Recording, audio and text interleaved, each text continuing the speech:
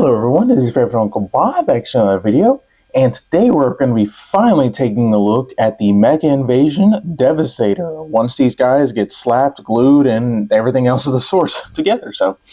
But before we get started, don't forget to like, subscribe, and comment down below with the video. What else would you like to see in a video? And no, there won't be any glue involved, hopefully. Alright. So let's go ahead and get started. So I'm going to set the limbs off to the side real quick, and we're going to bring in Hook. So I know in my original video of this guy, I said that, you can leave these like this per the instructions, and whilst yes, the instructions do tell you to do that, you don't have to do that. And I'm going to show you that here. So you want to take, there is section right, it's hard to see right in here, that you will want to get this in. You gotta kind of get it in at an angle. It's hard to describe once you know it. It's more one of those things that you know what you're doing, but you can't describe it if you try. So, but your goal, well, there we go. So you want the leg bent at that slight angle, and then once you have it in, you push it back, and there you go. So get this at a slight angle and get this in. It's kind of hard to see exactly where this actually goes in. You just got to feel for it. So get that in and make sure that these stay down as well. So let's see, get that in. There we go. Slide that up, and there's that. Now to finish this off, you want to go ahead and raise this up. Get this kind of lined up best you possibly can. That is way too high. But what's going to happen is this fist is going to sit down at a 90-degree angle, and the fist will clip on to that port right there. So just get it to the best you can. There we go. Then bring out this section right here, and it will tab into place. This already did it for me. But you want to push this section that was up, push it down, fold this down, flip this piece around, and you're good to go.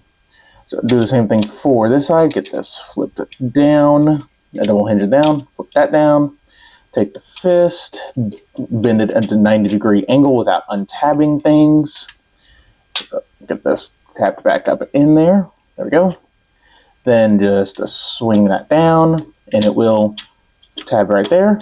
Bring this down, and you are good to go. Make sure that the waist pieces are, somewhat flat. Gonna leave it forward for right now. Keep these down. Now we're not going to tab these in just yet. Just make sure that they are out of the way for when we bring in long haul. So I'm going to raise up. All right. So for this combination, you've got these gray bits, that right here, along with tabs and slots right here. That the gray bits will go right here, and the tabs and slots will be for right there. So get this lined up the best you possibly can. Get this lined up. Get this lined up. There we go. I think we got it. Then just slide it forward. Keep going until those will want to line up. So come on. Slide forward. All right, I think we're good. Then just line these tabs and slots up on the arms, which can be a little bit tricky. Sometimes it's best to do one side first. Come on. Oh, that is why it's not wanting to line up. All right, come on. They really make sure everything is secure except for the arms, ironically. Like once we get to the legs, you'll see those things. I don't think an earthquake could get those undone, so. Let me see. Okay, get this. I'm going to slid all the way forward. Come on. You know you want to. There we go. And, oh, nope, you slid backwards. Okay, I'm going to fight with this off camera, so I will be right back, folks. All right, we are back, and that was a pain in the butt. Sheesh. Golly, man. All right. So we're not going to flip up the chest yet because that just gets annoying, but to finish it off, you want to come back here, flip this down, flip that down, and flip this down as well.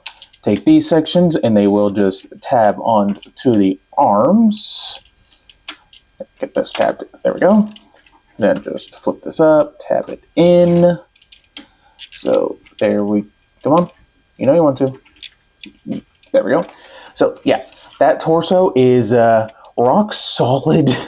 That ain't going anywhere anytime soon. So, and that's also how you want Hook's crotch plate sitting. So, all right. So we are going to bring in the feet. Bring in the feet, and we're going to lower down. There we go. Okay, so set that off to the side for right now.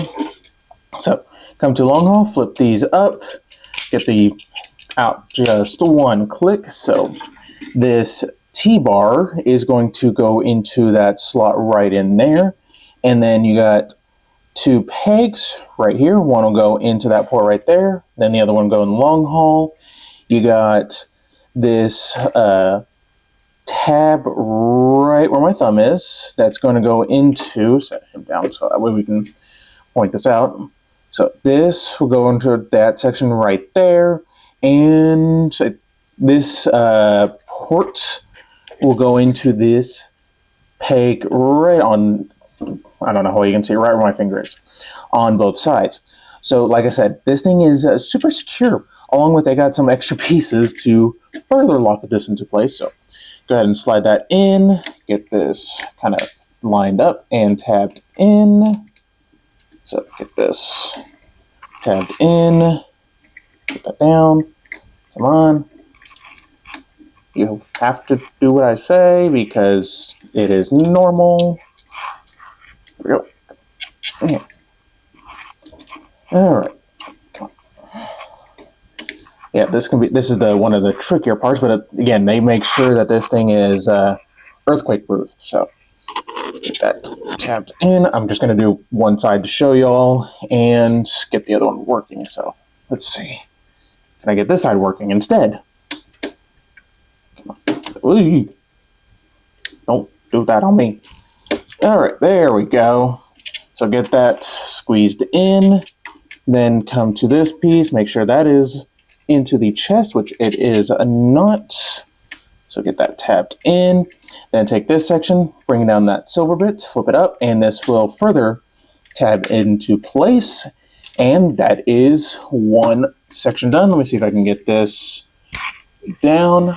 There we go. Tab that in, squeeze all that in, flip this up, and there is 1 foot all done. So do the same thing for the other side.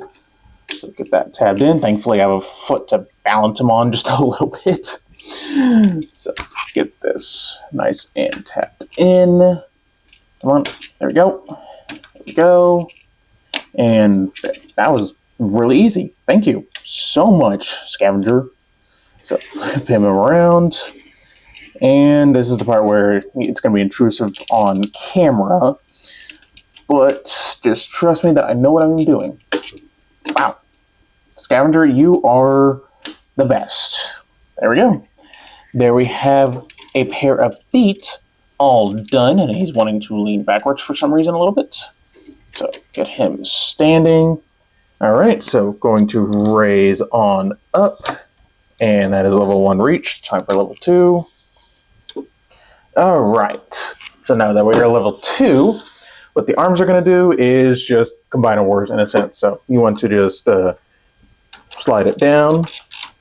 Might help to get stuff out of the way. So get this slid down the best you possibly can. There we go. And, hey, you're not supposed to lose your ladder. Come on now, man. Get that tap back in. I might glue that. We'll see. And then we do Scrapper, because you know that his name is Scavenger too. Apparently, there's that. Rotate and rotate. And finally, you want to take the chest plate. You got this piece right here that'll hook into the top of the our hook's crotch. Flip that down, and that is honestly the weakest part of this whole thing. Is that just comes off pretty easily, but otherwise, there you go. There you have a completed Devastator, and he looks really, really, really good. So Now, real quick size comparison, G1 Prime, and I think that works as far as like a G1 scale, so there is that. Now, I'm going to lower y'all back down to ground level real quick, so we can take all these and form a combined mode gun. So, nope. Well, apparently you can do it that way, but that's not how it's supposed to be. So what you want to start off by doing is grabbing the two that came with the light bots and grabbing Mixmasters, not Mixmaster, Long Haul, my bad.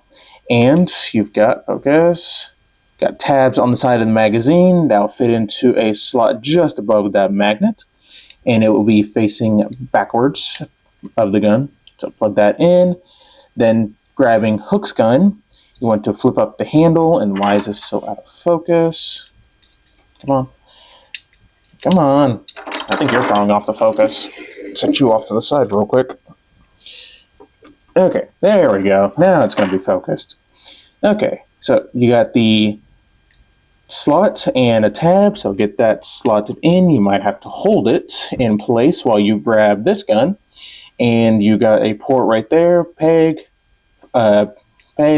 port, going into, focus, hey, port, peg, port. So get this all lined up underneath, and come on, there we go. Get that a nice squeeze, and there's that. Then for these two, just flip around those sections right there, and you'll have those two pegs going into the gun of Long Haul. And then this is the actual handle, and you'll have two ports going into those holes right there. But for these two, you got a port right there, peg hole right there. Line that up, give it a nice squeeze, make sure that the gun barrels go in there, and line this all up best you possibly can. Tab it in, and there you go. There you have the combined mode gun in, well, combined mode. So it looks pretty decent. I think the only weird thing is this purple, but camera died. So where was it? Where was we? English, yay. We're going to put this in his hand. So yeah, all right. Got to raise up to hand level. Now you got this giant cutout in his hand that will grip this section right here of the Mixmaster's gun. Now, I do have a slight concern that if you do this too much, the paint's going to chip. But also looking at the gun, it looks like this is a separate piece, so I don't know. I'm just going to say just use caution. How about that? But you just go ahead and plug this into his hand. And just like the feet, that thing is not going anywhere. Like, seriously, that ain't going anywhere. But going ahead and wrapping around the fingers on the gun, then the thumb, and then finally his index. And yeah, not too shabby. Now, I'm going to go over articulation from the ground up because workout. So we're going to start with the feet and legs. No, we're not forming Voltron. All right, raise them up. You do get some ankle tilts, which is nice, and rotation. You get just under 90 degrees of knee bend, thanks to his flat butt, round butt. He may be flat, but at least he's got something. Oh boy, where is this going? Okay, so you do also get a slight thigh rotation, like it is not much whatsoever. Get the arm out of the way. Get the arm out of the way. You get full splits, and the ratchet's pretty strong, so should be able to hold a pose. I'd still recommend putting some felt under his feet. You get 3 clicks back, just because of his flat but firm buttocks. You get all the way forward as well. All right, you get a waist rotation. Getting raised up some more. There we go. All right. So depending on for the arms, depending like for him, if you have the scoop all the way out, you can get it more movement. For him, you get 1, 2 clicks, and that is it. That sucks, but oh well. For him, you get the full outward movement if you move this. If you move the scoop out of the way, and I need to raise up some more. Golly, oh. All right, but you do get some bicep rotation, 90 degrees of elbow bend with a wrist rotation. The fingers are on a ball joints with. Let me see if I can show this. So you got a joint right there and a joint right there for the full movement. The thumb is on a similar situation. So you get a ball joint at the base, you get a hinge and hinge for the full movement. So that is nice. Now, for this side, you also get the forearm rotation. So if you want, symmetrical, you can do this. Or if you wanted to have it asymmetrical, you can do something like that. Completely up to you. So there is all of that. I prefer a little bit more symmetrical. All right. And going close up on that head, assuming the chest plate won't throw off the focus, which it will. And yes, my picture is getting in frame. Okay, the thing is going to throw off the focus.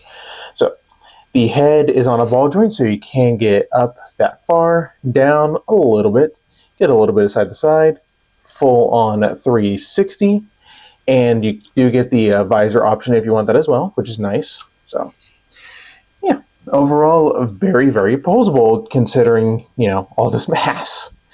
So. And the shoulders can do a full 360, assuming you're working around stuff. So there is all of that as I bump the camera. Now, one thing I almost forgetting, you can swing this piece of this whatever this is called around, and then flip out this visor piece. Come under here, and you might need to get a spudger, which I will do right back. All right, got a spudger, and you can flip out this cannon piece right here, push this back, and plug that up right in there, and there you go. Now he has a bazooka, or if you really wanted a long bazooka or sniper rifle-esque type thing, you can have it fully extended out as well for ridiculousness. So, yeah, I love that they actually made this a little bit more useful, and instead of just, on his back. So that is very, very nice. So overall, is this thing worth its price tag? I'm going to say absolutely yes. This is worth $300 US dollars. By every time, if you order from, like Shozi or, some of these Chinese people. So yeah, definitely worth the $90 you paid for each of all the sets of 2. So the minor nitpicks I got, the feet are super secure. They can be a little bit annoying to click in sometimes, but they're super secure. And the shoulders being really ridiculously close to the elbows is still a nitpick, but not too bad. So yeah, definitely worth a pickup. They are doing a yellow set of this guy if you're interested in that. Honestly, with this type of configuration where the arms are legs and legs are arms, this would almost work as shattered glass, in my opinion. I don't know. Maybe that's just me, but I think it could work as shattered glass. So yeah, and I also love the combine mode gun. I wish combiners did that instead of, oh hey, here's a separate gun, and all the other ones are just left off to the side or are stored in a ridiculous way on the back. So, yeah. But, anyways, I think that is about it. So, don't forget to like, subscribe, all the fun stuff, and stay tuned for more video reviews.